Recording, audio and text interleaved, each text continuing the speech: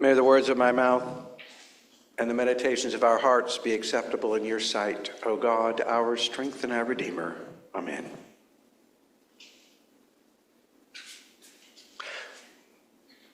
So the gospel lesson for today is the beginning of a body of teaching in the Gospel of Luke, which we call the Sermon on the Plain.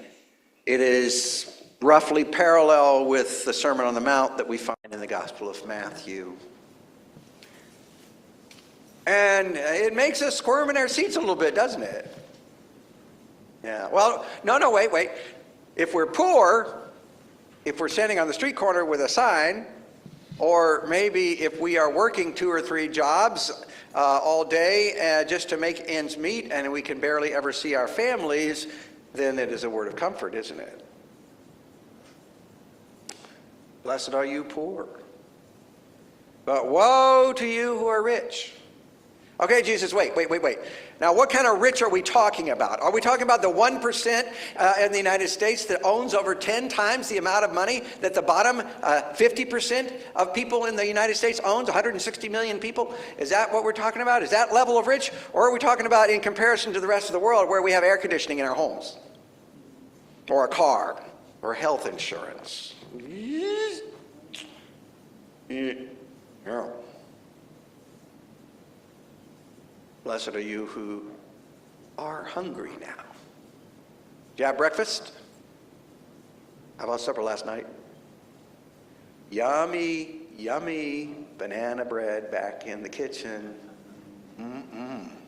It is. Blessed are you who weep. I know some of you weep.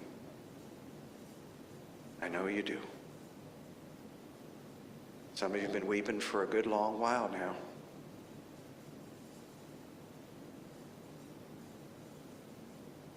Blessed are you if people lie about you because of what you do to serve Jesus. Blessed are you if people lie about you because of who you are, which is a part of your journey with Jesus. Blessed are you.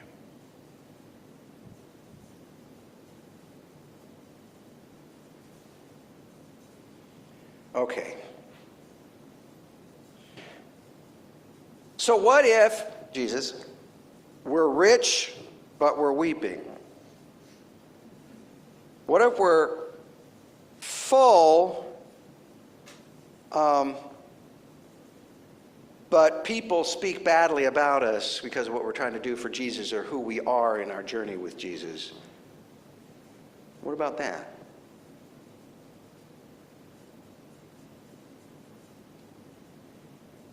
I guess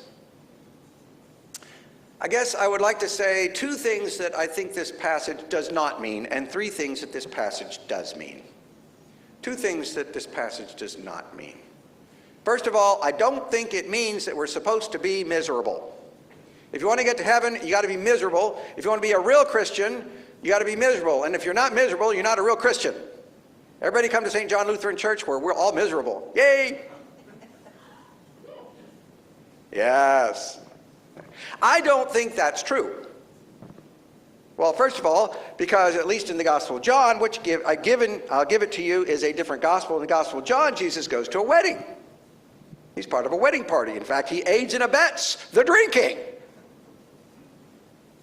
But in all the other Gospels, if Jesus wanted us to be miserable, he would go up to us when we're sick, and all the people that he healed when he was sick, he would go up and say, "Oh, it's so good that you're sick. That means you're miserable. You'll get into heaven." And all the people that he fed with practically nothing, he'd say, "Oh, blessed are you who are hungry. Keep on being hungry. That'll get you into heaven. Be miserable." I don't think so.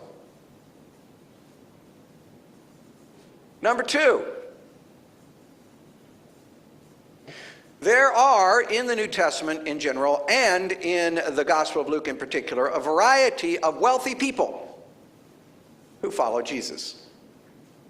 I've said this before. The wealthy people who follow Jesus display 3 common characteristics. Actually, pretty much everybody that follows Jesus displays these 3 common characteristics. They are humble. They don't think they're better than anybody else. They are generous, they share what they have. And they are courageous. They're willing to take risks for the sake of the gospel. I'll give you 2 examples. First example is a woman named Lydia in the book of Acts, which was also written by Luke. And Paul and his companions arrive in Philippi, and they preach to these women, and Lydia hears them. Lydia is a dealer in purple cloth.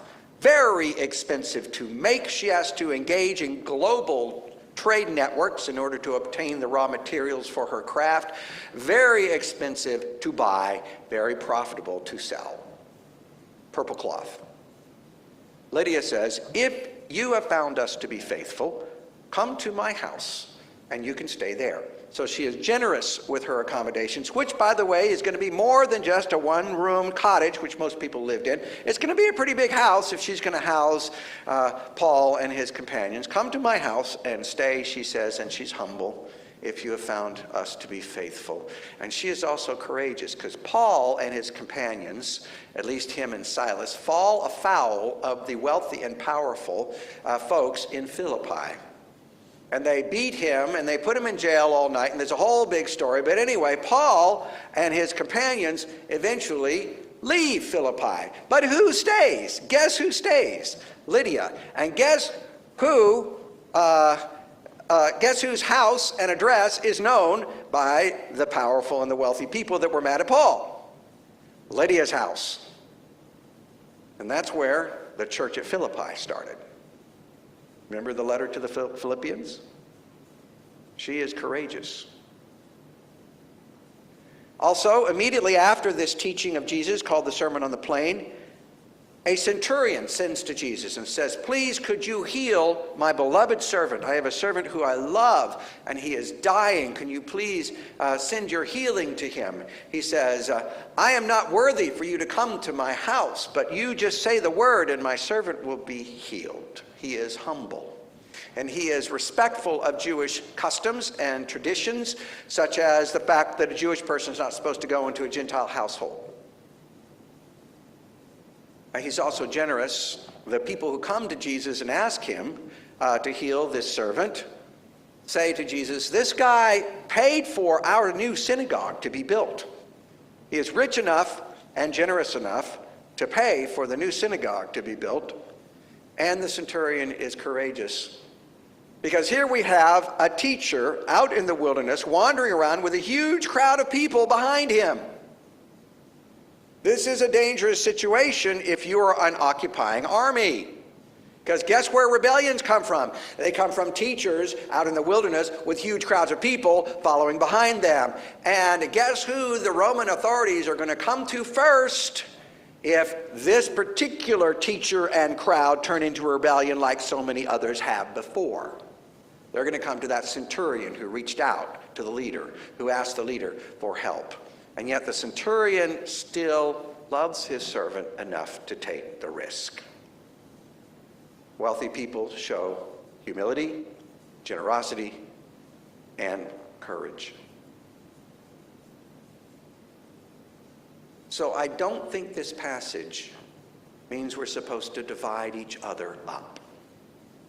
I don't think it means we're supposed to be miserable in order to be a Christian. And I don't think it's meant to divide each other up. Everybody who's rich, get on this side of the room. Everybody who's poor, get on that side of the room. Okay, the rich are the bad guys and the poor are the good guys.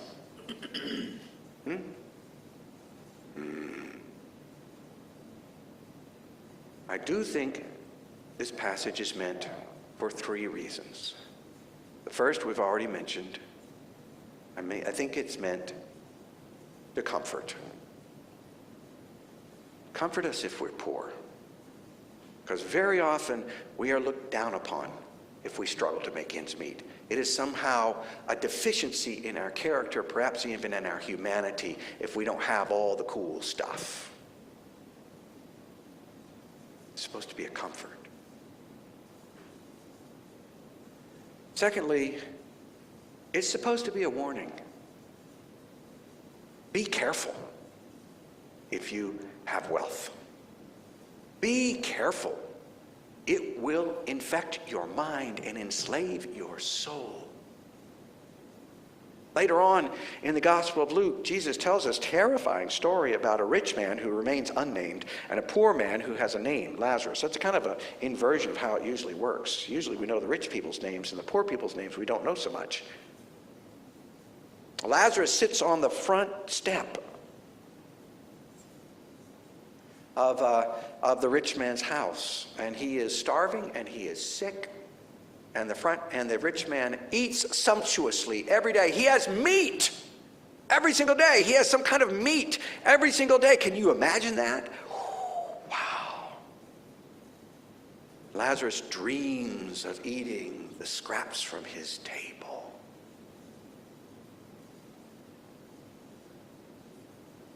We have over 700 million people in our world right now who are hungry. 1 in 5 children in Kentucky is food insecure. That means that they don't know where their meal is coming from next week.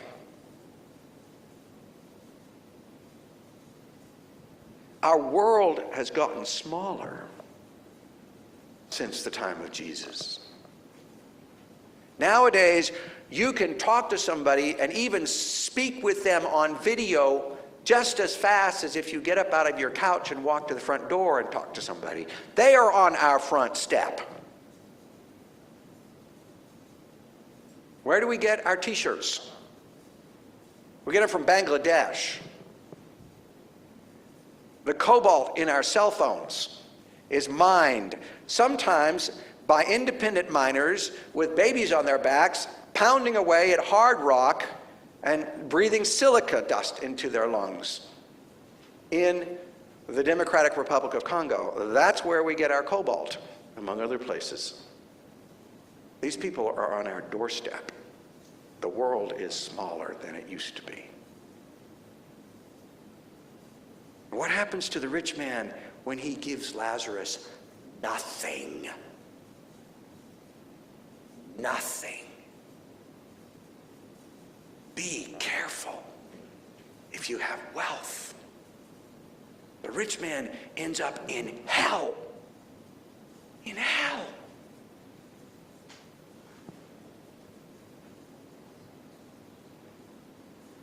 To be a comfort for us, this passage is, and to terrify us. And the third reason I think Jesus says this right here at the beginning of his teaching in the Gospel of Luke, and we'll hear more about it later.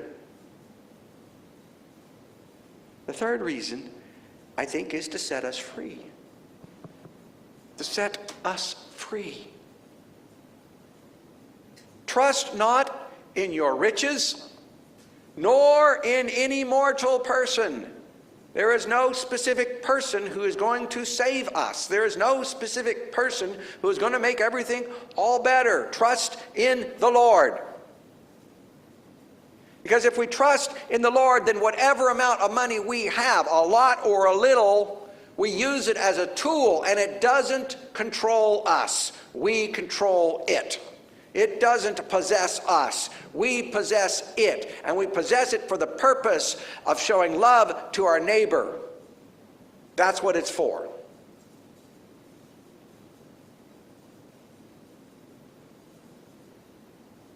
If we are hungry, we know that the Lord will hold us even to the end. And that our hunger is not the deepest thing in the world, whether it be hunger of body or soul.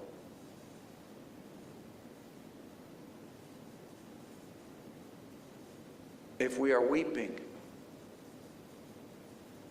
we know that there is something deeper than our weeping, deeper than our grief, deeper than death itself. So our weeping does not have to possess us.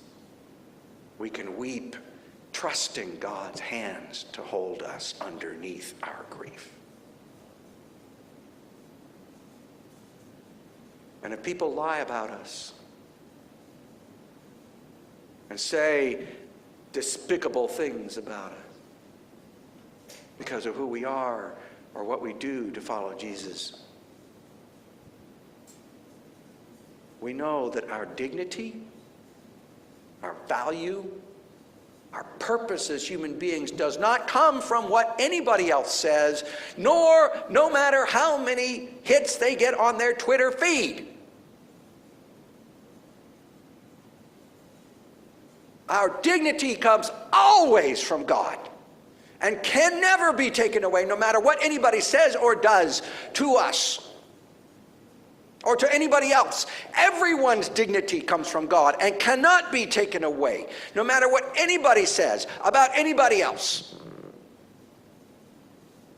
This passage is meant to set us free so that we can love. That's freedom. We think, too often I think, that freedom means I get to do whatever I want. And a little bit of that, yes, it's kind of true. But if all we ever do is whatever we want, then we are enslaved to ourselves, to our own inclinations, to our own minds, to our own way of looking at the world.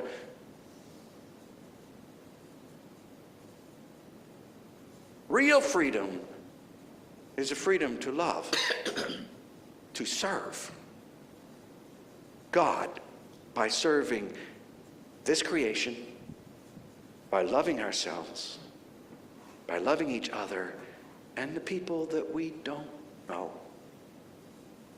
That's freedom. That's what I think this passage is meant to help us have. Thanks be to God.